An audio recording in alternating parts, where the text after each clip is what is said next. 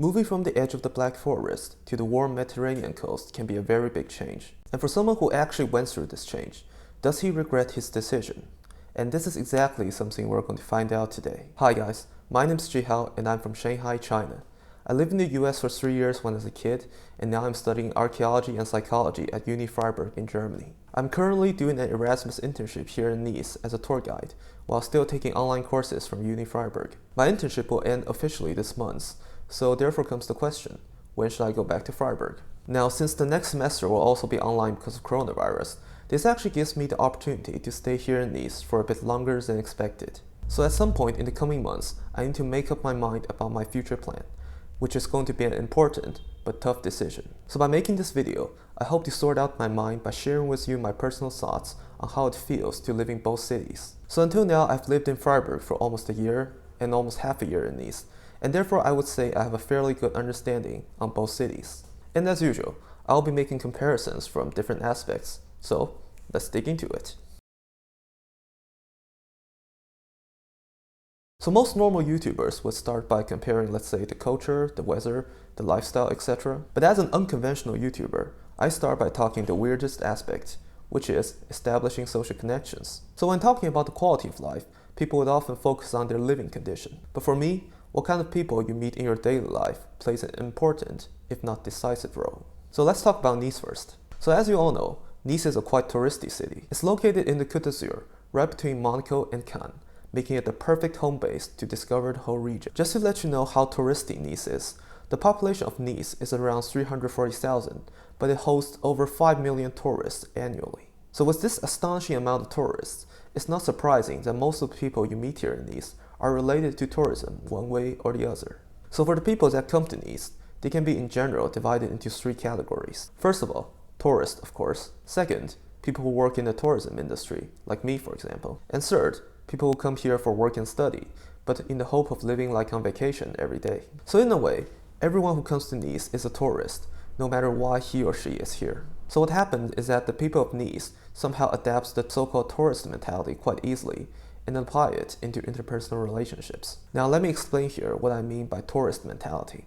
Let's say you're a tourist coming to Nice alone. So what do you expect to happen? You hope you can know some interesting people, do some things together, and maybe have the best parties in your life. So basically, it's all about having fun and to meet as many people as possible. But at the same time, you normally wouldn't really try to develop a very close relationship with those who you meet during the trip. Because after all, you know that you're going to say goodbye to them in a short amount of time. So there's no need to get too close to them. So even if you meet some really interesting people once, you wouldn't really mind not meeting them for a second time. And on the other hand, if they try to get too close to you, you might even feel uncomfortable and push them away. And this is exactly what I've experienced here in Nice. So back in September and also now in January, you always have new groups of Erasmus students coming to Nice. So during these times, you're meeting a lot of new people on a weekly basis because there will always be some events, even with COVID restrictions, and you will always meet someone new. So on the one hand, I feel like I'm missing a lot if I'm not attending these events. But on the other hand, I also question myself, do I actually get pleasure from these events? Because usually when it comes to the end, people seem to be more interested in just leaving their Instagram accounts instead of trying to meet again. And realizing the fact that most people aren't interested in who you are, but instead just try to enjoy themselves. And that's something quite frustrating. This is actually quite different from the way of socializing in Freiburg. So Freiburg is in general a university town, and therefore the most people you actually meet there are either students or someone working in the academic field. And as a result, you can imagine that the atmosphere in Freiburg is quite different from Nice. Now in Freiburg, since most people you know are actually students, people tend to somehow form a deeper connection with each other. Because after all, you are studying in the same small town, and probably in the same university. And if you're studying a full-time degree, you're almost guaranteed to be staying here for quite a while. So by being a student in a university town, it's always easier to connect with other fellow students and to form a more stable relationship with each other. And even if you're just an exchange student who is going to stay here for only a short while, you will definitely find a cool group to hang out with for sure. So in the sense of establishing stable connections with people, I will say that Freiburg wins for sure, as I do miss the simple interpersonal relationships back in Freiburg. And every time when I feel frustrated for not being able to connect with someone properly here in Nice, I would always imagine what could have happened had we met each other back in Freiburg. So when you move to a new country, you would always ask yourself this question: can I survive with speaking English only? So what I would say is that no matter which country you're moving to, it's always important to learn a bit of the local language. Because if you want to integrate yourself into the local life, you need to use the local language. And especially here in France, it's important to know at least some basic French before you come here. Because even in such touristy city like Nice, it's still hard to find someone who speaks proper English. So by this point, you might be thinking that it's going to be way easier to live in Freiburg without speaking German. While it's true that you will certainly find more people who speak English in Freiburg, it doesn't necessarily make your life any easier. So for example, if you don't speak German, you will have a hard time finding a flat in Freiburg, because many landlords, they prefer renters who speak German. Whereas here in Nice, landlords wouldn't really mind if you speak French or not. So even though I speak very bad French, I still got offers from landlords who don't speak English at all. In fact, my current landlord, he also barely speaks English, and yet I'm still living here. So from the aspect of language requirement, it's very hard to tell objectively whether it's easier to live in Freiburg or in Nice. Aber für mich persönlich ist es immer einfacher, in Freiburg zu leben, weil ich zuverlässige Deutschkenntnisse habe. Und mit meinem Deutschkenntnis kann ich zumindest alle Alltagssituationen behandeln. Mais mon français est très mauvais et ça apporte beaucoup de problèmes dans ma vie, alors je dois apprendre plus de français.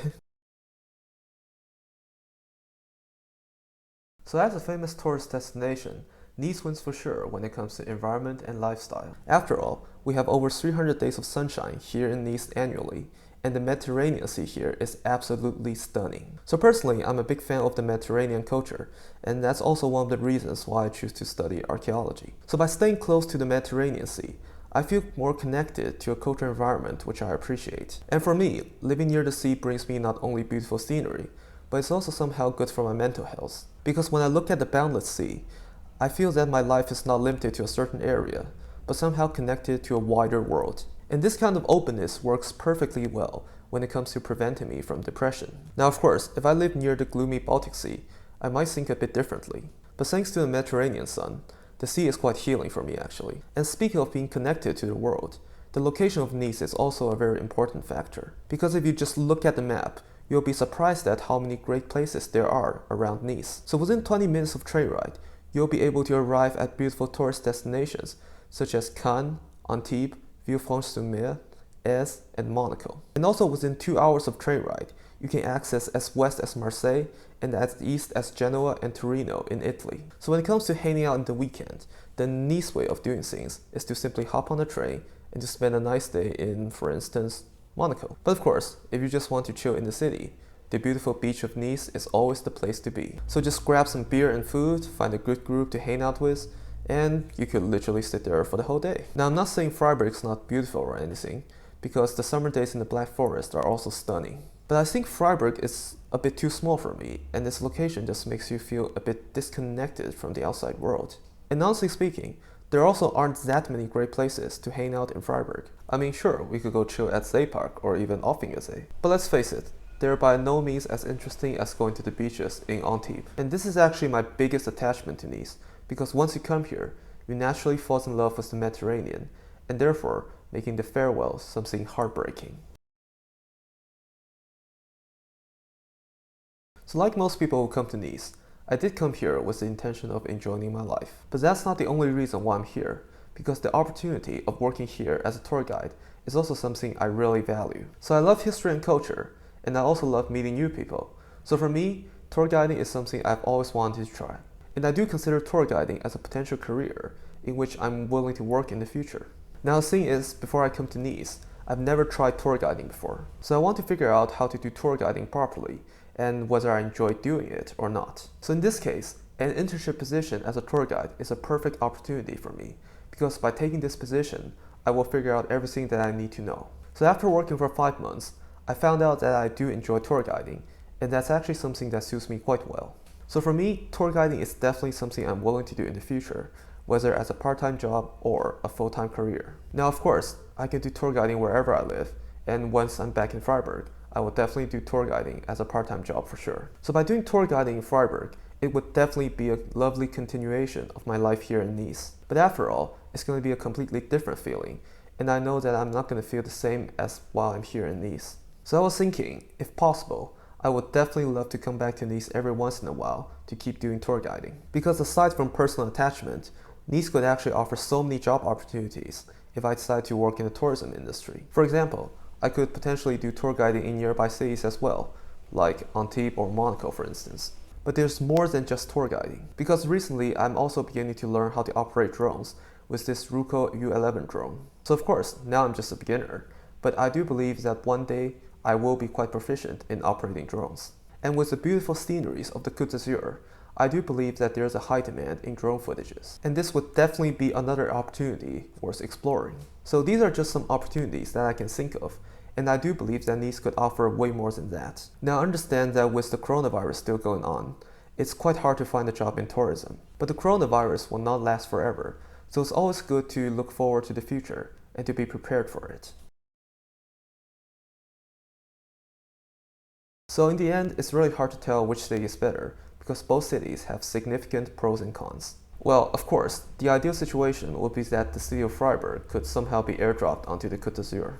But of course, this is technically impossible, and even if it did happen, Freiburg would simply just become another Nice. But nevertheless, I feel I'm quite used to the life here in Nice, and I would say I do feel more comfortable just staying here in Nice. So of course, the life here in Nice is not perfect, and there are always a lot of hardships that I need to deal with.